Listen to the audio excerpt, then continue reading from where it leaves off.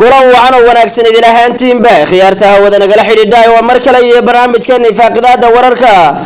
qodobada aad wararkeena ku maqli doontaan waxaa kamid ah xasan sheekh maxamuud waa madaxweynaha jamhuuriyadda federaalka Soomaaliya oo ku sugan magaalada Addis Ababa ee caasimadda dalka Itoobiya ay diblomaasiyiinta Soomaalida iyo shacabka Soomaaliyeed uga digayaan shirqoollo waaweyn oo dowladda Itoobiya u diyaarinayso xasan iyo wafdiga uu hogaaminayo oo ku sugan magaalada Addis Ababa kana qayb gali doona shirka madaxda midowga Afrika ay dowladda Itoobiya isku dayaysaa in ay ku cadaadiso inuu xasan sheekh maxamuud u ogolaado tagitaanka Itoobiya ay ku doonayso inay saylac ay gaadho ama badda ay ka hesho nuqul ay ka kaluumaysato sidoo kale Muuse Biixi Cabdi ayaa dowladda Itoobiya ugu gacan haadinaya inay duulaankeeda bilowdo si dagaal loo galiyo maamulka Somaliland iyo dagaalka Soomaalida iyo Itoobiya si uu xukunkiisa halkaasi ugu dheeraysto isagoo wacad ku maray inay Somaliland dagaal xooggan la gali doonto Soomaaliya sidoo kale deegaanada saylac iyo lugahay gobolka awdal guud ahaanba waxaa ka socda abaabul aad u ballaaran oo bulshada deegaankaasi ay doonayaan inay iskaga difaacaan hagardaamada Muuse Biixi Cabdi iyo duulaanka Itoobiya qodobadaas iyo qodobo kale oo faahfaahsan ayaan warkeena ku eegaynaa barnaamijka waxay kala qayb galayaan saaxiibkay gooni soo dhawow madaxweynaha jamhuuriyadda federaalka Soomaaliya Dr. Xasan Sheekh Maxamuud iyo wafdi uu hogaaminayo waxay ku sugan yihiin magaalada Addis Ababa ee caasimadda dalka Itoobiya Xasan Sheekh Maxamuud safarkiisa uu Addis Ababa ku tagay bulshada Soomaaliyeed si weyn ayay uga daydiyeen ayadoon ogeyn ra'iisul wasaaraha dalka Itoobiya maalinimadii shalay ahaydba in uu sheegay in uuna marnana ka laabaneen barnaamijka haday Soomaaliya shirka ka soo qaybgalay hadii ka soo qaybgalan iyo hadii midowga Afrika Soomaaliya taageeraba in Itoobiya ayada ay halkeedu taagantahay Itoobiya ay ka go'antahay barnaamijkaasi Xasan Sheekh Maxamuudna waxa uu tagay inuu codkiisa ku biiriyo adduunka iyo madaxda isku imanaysana uu u sheego mowqifka Soomaaliya iyo gardarrada Itoobiya meesha waxa isku iman doona ugu yaraan 37 madaxweyne ku dhawaas ku imanaysa meesha ay dowladda Itoobiya sheegtay 34 madaxweyne laakiin ka badan inay imanayaan iyo diblomaasiyiin inay imanayaan reer galbeedka ayaa iyadana meesha ku jirta dood weyn baa meeshaas ka dhici doonta sidoo horta safarka Xasan Sheekh Maxamuud Addis Ababa ku tagay shida waa maasan tahay dadka Soomaaliyeed intooda badan isku qalabsan yihiin safarka madaxweynaha Soomaaliya Xasan Sheekh Maxamuud ku tagay dalka Itoobiya gaar ahaan magaalada Addis Ababa laakiin dadku waan kala qaadaynaa dadku qaybna waxay ku jiraan mucaaradka qaybna dadka caadiga ee dowladnimada Soomaaliya taageersan ama saaxiib u ah maxal la aqoonta oo markaasi wax falanqeey marka waxaan ku hormaraynaa dadka diidan in Xasan Sheekh Maxamuud oo tago dalka Itoobiya waxa kamid ah dadka mucaaradka nooc rabaan ha noqdaan ama shacab ha noqdaan ama YouTube ha noqdaan ama saxaafad ha noqdaan dadkaas waxay leeyihiin ilaa Xasan Maxamuud inuu Itoobiya tago ma ahayn waxa kamid ah Cabdiraxmaan Cabdishakuur oo kale oo xildhibaan ah isla markaana dowladda federaalka Soomaaliya kala shaqeeyo arrimaha abaaraha wuxuu leeyahay ilaa inuu madaxweyne oo tago Itoobiya sax ma ahayn mana ahayn arrin wanaagsan taasna waxay hoos u dhigaysaa Soomaalinimada ayuu leeyahay laakiin dad kale oo ayagana diidan way jiraan Xasan Maxamuud fikirkaas ku khilaafsan oo dhahayo inuu madaxweyne bataatan tago Itoobiya sax ma aha laakiin dadka siyaasiyiinta ee wax falanqeeyo waxay leeyihiin Xasan Maxamuud oo shirkaas uu tagi weyn lahaa oo san tagi leen oo dhilaa ma tagayo waxa halkaas ka soo bixi lahayd fashil iyo ceeb weyn oo Soomaaliya ku habsato sababtoo waxay tahay in Soomaaliya la yiraahdo shirkii diiday ayada markaas sabab u diiday aysan jirin ceeb ay ku ahayd sababtoo 37 madaxweyne ama 35 madaxweyne ilaa ay caalamka oo dhan imaanayo Itoobiya hadda cadays waxa lagu saaray inay heshiiska ka laabato walow marka hore ay diiday oo si gooni lagu soo bandhigay ay diiday laakiin marka cadays lagu saaro madaxweynaha ka hor sheegay qaladaadka ay galeen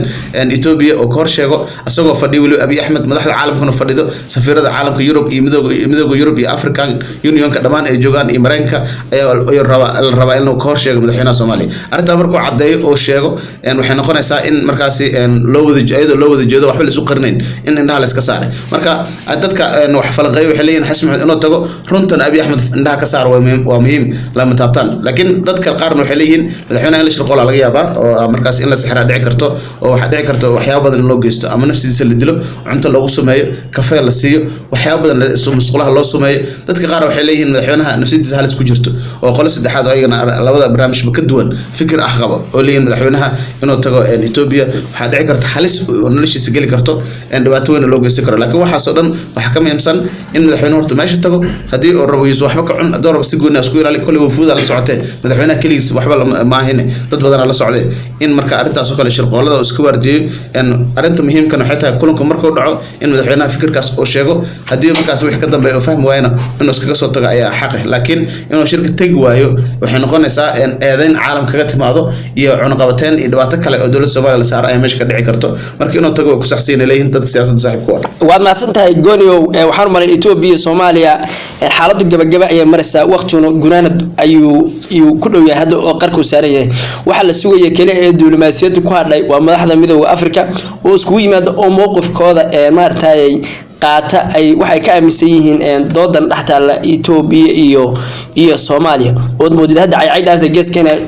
geeska qaba inay dhaaftay oo waxa la sugayay kaliya waxay tahay Itoobiya barnaamijkii ka laabata iyo Itoobiya talaabo qaado Soomaaliduna ay iska caabinteeda ay kala hortimaado labada umma hadda miiska saaran wax kale oo laga wada hadlayo male Itoobiya san horeba kugu sheegay Itoobiya xabad bay ku faantaa Itoobiya way cabsataa laakiin aqli xishooda iyo aqli maartay diblomaasiyad iyo aqli jiraan iyo aqli maartay darisnimo iyo aqli xishood midna ma taqaan Itoobiyaanku way baqaan sida Itoobiyaanka hadii la cabsiyo oo ogaadaan ninkan inay gacantiisa kulushahay haday kugu dhacdaan inay nabar ku gaarsiinayso way xushmayaan dadka umana dhawaadaan laakiin meesha haday jilaac ka arkaan